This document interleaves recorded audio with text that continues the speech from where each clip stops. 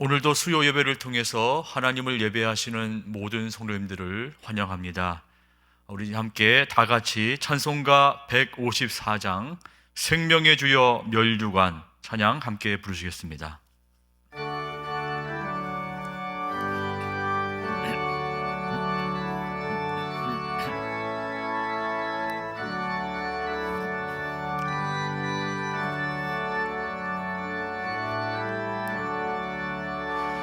생명의 주여 멸류관 받으시옵소서.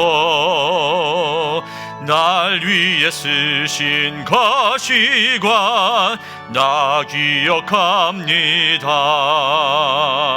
저 겟세마네 기도를 늘 기억하게 하시고 그 십자가의 은혜로 날 인도하소서.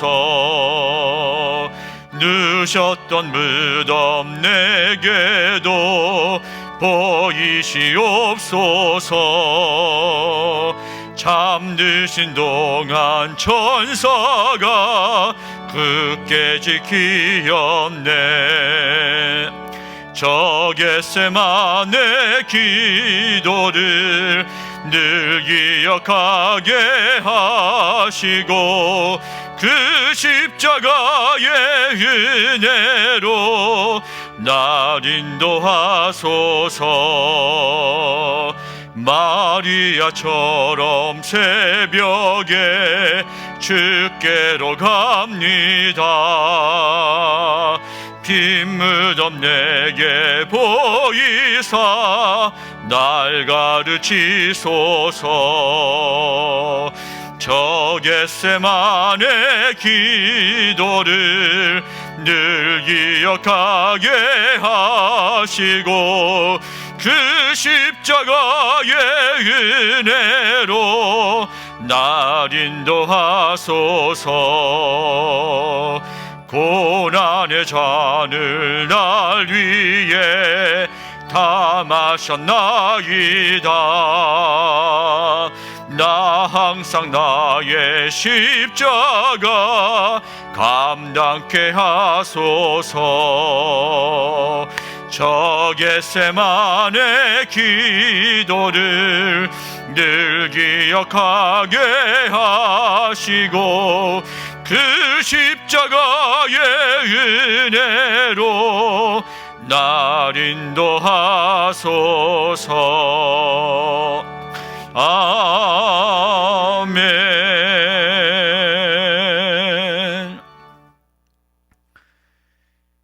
생명의 능력이 되시는 하나님 아버지, 어지럽고 고단한 세상 속에서도 믿음으로 살게 하시고 사순절기의 시간을 통해 주님의 고난 당하심을 묵상하며 내 몫에 십자가를 지고 주님 앞에 더욱 가까이 나아가게 하심을 진심으로 감사드립니다.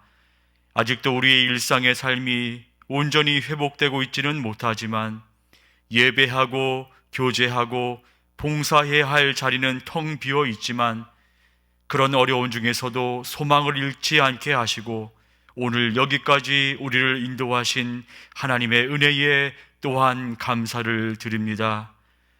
시편의 시인의 고백처럼 고난이 내게 유익이 되었다는 말씀이 오늘 우리의 고백이 되기를 간절히 원합니다. 비록 오늘의 현실이 지금은 한없이 불편하고 피곤할지라도 모든 것이 합력하여 선을 이루시는 하나님의 은혜의 손길 안에서 이 상황이 도리어 나의 믿음을, 나의 신앙을 더욱 성장시키고 반석 위에 세우는 능력이 되게 하여 주옵소서. 그래서 오늘도 무엇을 먹을까, 무엇을 마실까, 무엇을 입을까 염려하고 근심하는 자가 아니라 이 모든 것이 있어야 할 줄을 다 아시는 하늘 아버지를 믿으며 말씀하신 대로 먼저 그 나라와 그의 의를 구하는 자가 되어 주님께서 모든 것을 은혜로 채워주시는 복된 삶을 살아가는 성도가 다 되게 하여 주옵소서. 주님, 오늘도 간절한 마음으로 간구합니다. 유행성 질병이 멈추게 하시고 다 사라지게 하옵소서. 확진자들이 속히 회복되게 하옵소서. 우리 자녀들이 학교에서 학업을 이어갈 수 있는 날이 속히 오게 하여 주옵소서. 특히 심히 걱정되는 민생 경제가 공황에 빠지지 않도록 주여 저희에게 지혜와 능력을 베풀어 주옵소서. 이 나라와 이 민족 가운데 자비와 긍휼을 베풀어 주시옵소서. 주님, 오늘도 수요 예배를 통해 주님의 말씀을 사모하고 사랑합니다. 그 음성 들려주실 때에 주의 종을 붙들어 주시고 성령으로 충만케 하여 주옵소서. 주의 생명의 말씀이 저희 삶 속에 영원히 가라지 않는 음료가 되게 하여 주옵소서. 예수님의 이름으로 기도드립니다. 아멘.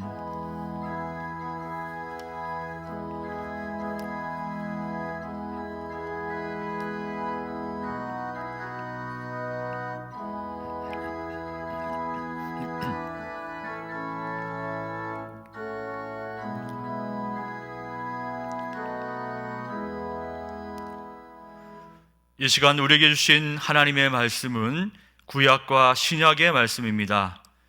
구약성경 잠언 25장 11절과 신약성경 골로새서 4장 6절의 말씀입니다. 제가 이 말씀을 봉독해 드리겠습니다. 성도님들은 화면 자막을 참고해 주시기를 바랍니다. 경우에 합당한 말은 아로새긴 은쟁반의 금사관이라. 아멘. 너희 말을 항상 은혜 가운데서 소금으로 맛을 낸과 같이 하라. 그리하면 각 사람에게 마땅히 대답할 것을 알리라. 아멘. 이 시간은 말씀으로 은혜 받는 시간입니다.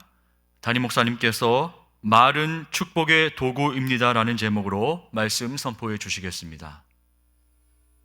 성도 여러분 안녕하셨습니까? 오늘도 코로나19 사태로 힘들고 어려운 때를 보내고 있는 성도님들에게 주님의 위로와 평화를 전합니다. 여러분 모두 주님 은혜 안에서 너무 우울해하지 마시고 밝은 마음으로 건강하게 지내시기를 기도드립니다. 사람에게 말이 있다는 것과 또 말할 수 있다는 것이 얼마나 좋은 것인지 굳이 말을 하지 않아도 다 아실 것입니다. 말을 함으로 감정을 표현할 수 있습니다. 말을 함으로 속에 있는 생각이나 느낌을 다른 이들에게 전달할 수도 있습니다. 또 그리스도인들은 말을 하여 사람을 구원하는 복음을 전할 수 있습니다. 자, 그런데 말을 할 수 있다는 것이 분명 좋은 것이고 놀라운 축복이지만 조심해야 할 것이 많습니다. 사실상 인생의 거의 모든 문제는 말로부터 시작된다 해도 그렇게 틀린 말은 아닌 줄 압니다. 온갖 말 때문에 세상이 시끄럽습니다. 모든 말썽이 말 때문에 생깁니다. 사람한테 일어나는 불행과 변고는 대부분은 말 때문에 생기는 것이라고 볼 수 있습니다. 그러므로 말 한마디에 천냥빚도 갚는다는 속담이 있듯이 말을 하되 말의 복을 누리되 그 말을 잘 사용해야 합니다. 잘해야 합니다.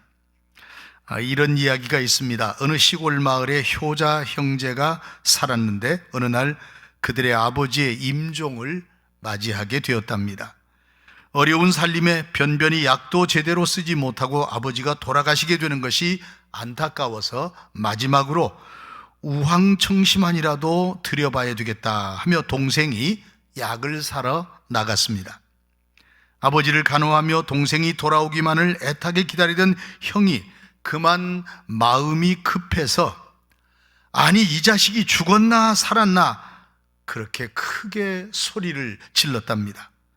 물론 이 말은 약 사러 나간 동생에게 했던 말입니다. 그러나 이 소리를 듣고 집안 사람들이 놀라서 아니 돌아가시려고 하는 아버지께 어찌 그런 소리를 할 수 있느냐며 난리가 났더랍니다. 물론 오해에서 비롯된 소동이긴 하지만 이처럼 말이란 하기에 따라서 혹은 듣기에 따라서 아주 다른 결과가 나타날 수 있는 것입니다. 그래서 말을 잘 하기도 해야 하지만 말을 잘 알아듣는 것도 중요하다는 것을 알 수가 있습니다. 옛날 우리 선조들은요, 말 때문에 많은 고통과 고난을 겪어서인지 말로서 말이 많으니 말을 말까 하노라 하면서 입을 다물어 버리는 것을 현명한 것으로 알아왔습니다. 간혹 반드시 말을 하여야 할 경우에는 신중히 생각한 다음에 입을 벌리라는 뜻에서 일언전십사, 즉 한마디의 말을 하기 전에 10번 생각하라고 충고했습니다.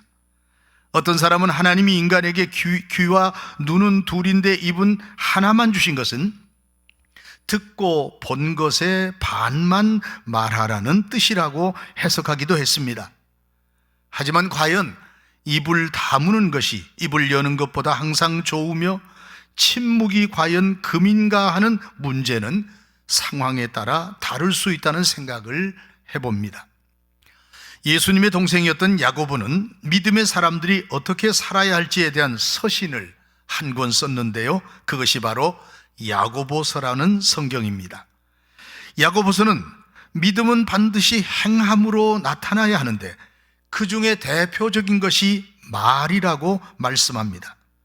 즉 그리스도인이라면, 또 우리 안에 예수님이 계시다면 특히 우리의 언어 생활이 달라져야 한다고 말씀을 하고 있습니다. 자, 그런데요, 가만히 생각해 보면 야고보는 성숙한 그리스도인의 행함을 하필이면 말이라고 했을까요? 야고보서 3장 2절 이하를 보면 그 이유를 알 수가 있습니다. 제가 한번 읽어드리겠습니다. 야고보서 3장 2절 이하의 말씀입니다. 2절만 제가 봉독해 드립니다. 우리가 다 실수가 많으니 만일 말에 실수가 없는 자라면 곧 온전한 사람이라 능히 온 몸도 굴레 씌우리라. 아멘. 말에 실수가 없으면 온전한 사람이고, 말을 다스릴 수 있는 사람은 온몸을 다스릴 수 있고 다른 모든 것을 다스릴 수 있다는 그런 말씀입니다. 그 뒤로 계속 이어지는 교훈을 보면요, 혀는, 이 말을 하게 되면 혀를 놀려야 하지 않습니까? 혀는 마치 큰 배를 움직이는 키와 같고 인생의 수레바퀴를 온통 태워버리는 불과 같다고도 했습니다. 이런 말씀들은 무엇을 강조하는 것일까요? 말이 전부라는 것입니다. 말이 그 사람의 행동을 대표하는 것이라는 말입니다. 입에서 나오는 말이 이렇게 사람을 온전케도 하고 사람을 망하게도 한다는 뜻입니다. 그리고 하나님을 찬송하는 성도의 입에서 사람을 저주하는 말도 나오는데 이런 것은 성도로서 마땅치 않은 행동이라고 지적을 합니다. 샘물이 한 구멍에서 단물과 쓴물을 낼 수 없듯이 사람도, 우리 그리스도인들도 그래서는 안 된다는 것입니다. 오늘 본문 말씀으로 읽은 잠언 25장 11절 말씀을 다시 한번 보겠습니다. 경우에 합당한 말은 아로새긴 은쟁반의 금사관이라. 아멘. 여러분, 이 말씀은 상황에 꼭 필요한 지혜롭고 시기적절한 말을 가리킵니다. 그리고 그것은 얼마나 아름다운지 마치 아로새긴 은쟁반의 금사과와 같다고 비교를 한 것입니다. 그 당시에 은쟁반에 금사과를 새겨놓은 제품은요, 상당히 가치 있는 물건으로 취급되었다고 합니다. 그러니까 상황에 맞게 재치 있게 하는 말은 그만큼 가치가 있는 말이라는 의미입니다. 골로새서 4장 6절도 마찬가지입니다. 너희 말을 항상 은혜 가운데서 소금으로 맛을 냄과 같이 하라. 그리하면 각 사람에게 마땅히 대답할 것을 알리라. 아멘. 여러분, 이 말씀은 바울 사도가 골로새 교인들의 언어 생활에, 그리스도인들의 언어 생활에 대해서 권면을 했던 부분입니다. 즉 일상생활에서의 말이든 아니면 복음을 전할 때 하는 말이든 말은 이렇게 하는 것이라는 가르침인데요, 여기에서 두 가지를 말씀하고 있습니다. 첫째는 은혜 가운데서라는 표현이 보여주듯이 모든 말은 은혜롭게 해야 한다고 합니다. 둘째는 소금으로 맛을 냄과 같이 하라, 그렇게 권면하는데요. 그 당시 헬라 사회에서 소금은 지혜를 의미했다고 합니다. 따라서 이 말씀은 믿지 않는 사람들과의 대화 속에서 은혜롭고 지혜로운 언어로 그들에게 복음을 전하라는 의미입니다. 신구약 본문의 가르침을 요약해 보면 우리가 믿음의 사람으로 항상 입을 조심하고 덕을 세워야 하겠는데, 그러려면 우리의 말이 지혜로워야 하고 시기적절해야 하고 은혜로워야 한다는 말씀입니다. 자, 그런데 문제는요, 우리가 어떻게 이런 온전한 언어 생활이 가능할까 하는 것입니다. 쉽지 않다는 것입니다. 믿지 않는 사람들과 섞여 살 수밖에 없는 우리는 언어 생활을 통해서도 주님을 드러내고 하나님께 영광을 돌려야 하겠는데 어떻게 그럴 수가 있겠느냐는 것입니다. 미국의 뉴욕 항에 아주 거칠기로 소문난 선장이 있었답니다. 그는 항상 사람들을 아주 난폭하게 대해서 선원들 외에는 아무도 그 선장에게 말을 붙일 수가 없을 정도였다고 합니다. 그런데 하루는 그 선장이 전혀 다른 사람으로 변화가 되어서 나타났습니다.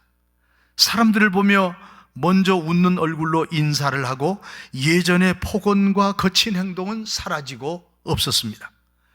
바다에 나가 있는 동안 틀림없이 무슨 일이 있었던 것이 분명했지만 정말로 변화되었다는 확신이 없기 때문에 아무도 그 이유를 대놓고 묻지를 못했습니다. 사람들의 이런 낌새를 눈치챈 선장은 다음날 아침에 많은 사람들이 모인 장소에서 자신의 경험을 고백을 합니다. 여러분이 저에 대해서 궁금한 사실이 많다는 것을 압니다. 저는 이번 항해에 나갔다가 우연히 조난당한 가족을 구하게 되었습니다. 그 가족 중엔 5살 정도로 보이는 여자아이도 있었는데 구조된 뒤 저를 보며 부모님께 묻더군요. 아빠, 이 아저씨가 천사야? 하고 묻더랍니다. 그러자 그 아이의 아버지가 아주 밝은 얼굴로 대답을 합니다. 천사는 아니란다. 하지만 하나님이 보내주신 사람이야. 그렇게 대답을 했답니다. 하나님이 보내주신 사람, 나를 변화시킨 말은 바로 그 한마디였습니다. 그리고 돌아오면서 이제 앞으로 나는 사람들에게 저런 소리를 듣기 위해 살겠다는 결심을 하게 되었지요. 여러분, 이것이 바로 말 한마디의 위력입니다. 이것이 바로 칭찬의 위력이고 격려의 위력입니다. 이런 말이 바로 축복의 말입니다. 우리가 말을 완벽하게 하지는 못할지라도, 말에 실수가 전혀 없을 수는 없을지라도 축복의 말을 하면 됩니다. 그 말을 하면서, 축복의 말을 하면서 사는 겁니다. 가만히 들어보면요, 말 한마디로 인해서 새로운 힘을 얻었다는 사람들이 있습니다. 또 말 한마디 때문에 죽음을 결심한 사람도 있다는 말을 들었습니다. 우리가 사용하는 언어에는 그만큼 영향력이 있기 때문입니다. 그래서 어떤 언어를 사용하는가에 따라 그것은 폭력이 되기도 하고 사람을 세우는 축복이 되기도 합니다. 사람은 격려를 받을 때 힘이 배가 되는 법입니다.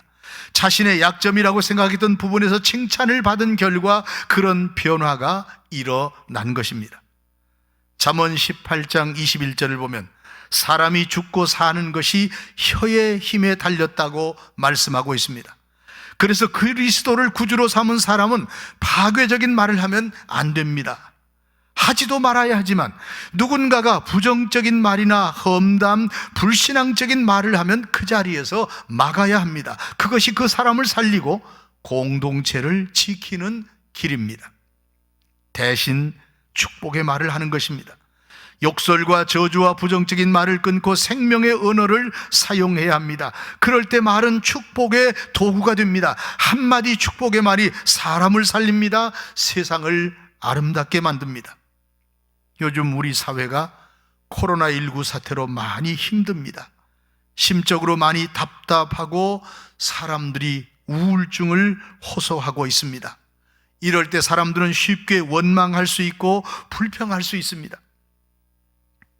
여러분, 우리 그리스도인들은 하나님께로부터 구원받은 사람들이고 그리스도 예수의 성품과 인격을 본받아 살기를 원하는 사람들입니다.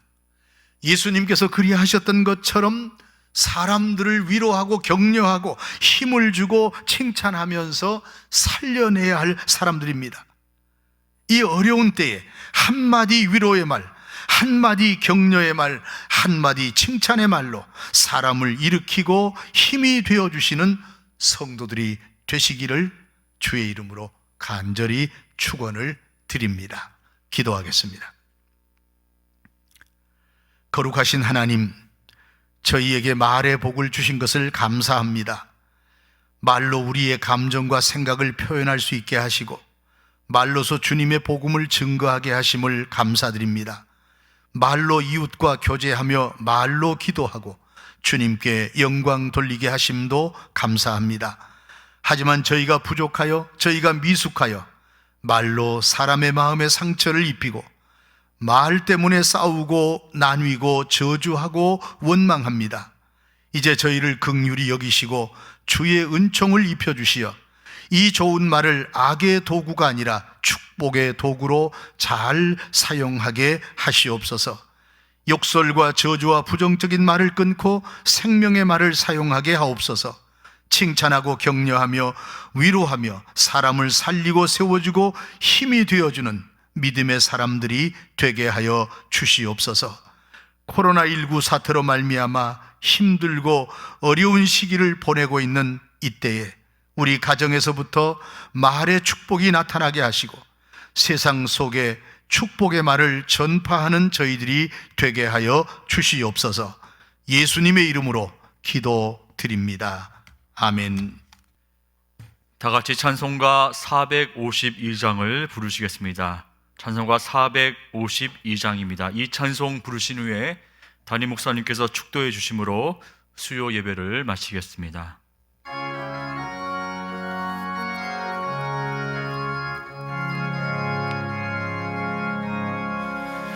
내 모든 소원 기도의 제목 예수님 닮기 원함이라.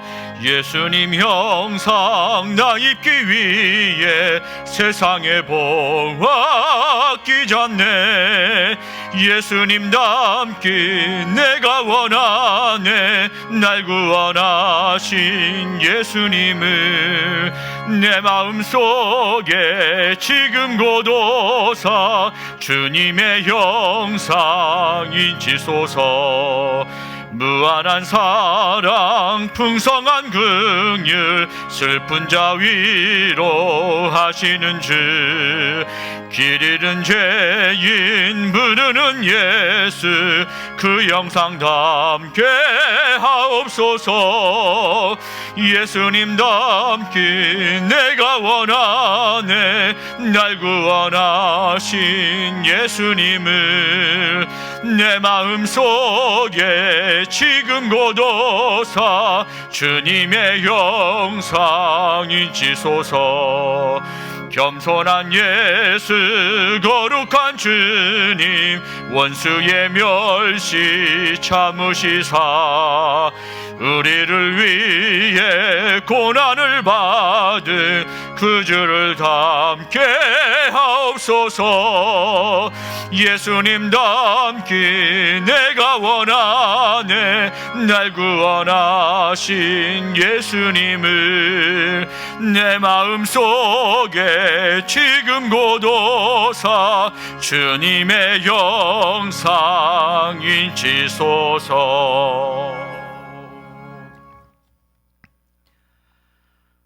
지금은 말씀이 육신이 되어 이 땅에 오신 예수 그리스도의 은혜와 독생자를 아낌없이 우리를 위해 내어주신 하나님 아버지의 지극하신 사랑과 시련과 환난의 때에 우리 곁에 함께 하시며 우리의 갈 길을 인도하시며 우리에게 행할 길을 가르치시며 강하고 담대하게 하시는 보혜사 성령님의 교통하심이 가정에서 혹은 또 다른 각자의 처소에서 예배를 드리는 사랑하는 송정가족들 머리 위에, 저들의 가정과 일터 위에, 이 나라 이 민족 가운데 이 땅의 교회 위에 영원토록 함께 하시기를 간절히 축원하옵나이다. 아멘.